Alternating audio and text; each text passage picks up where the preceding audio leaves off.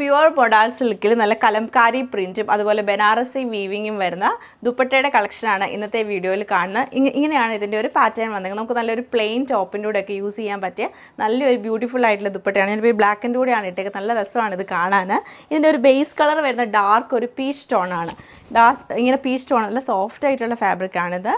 Peach ടോണിൽ നമുക്ക് different കളറുള്ള പ്രിൻ്റാണ് വന്നേക്കുന്നത്. നമുക്ക് നല്ല യെല്ലോയും ഗ്രീനും ബ്രൗണൊക്കെ കൂടി വന്നിട്ട് സൈഡിൽ ഒരു ഗ്രേ കളറാണ് വരുന്നത്.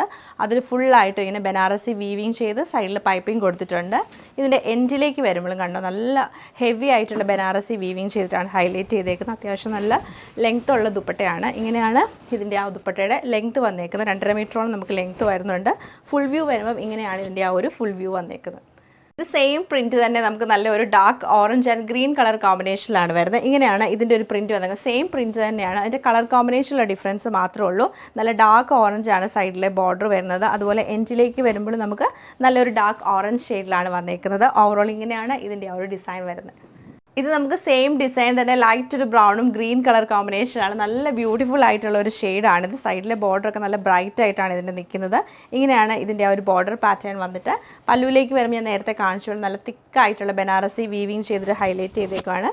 ഇങ്ങനെയാണ് ഇതിൻ്റെ ഒരു ഡിസൈൻ വന്നേക്കുന്നത്.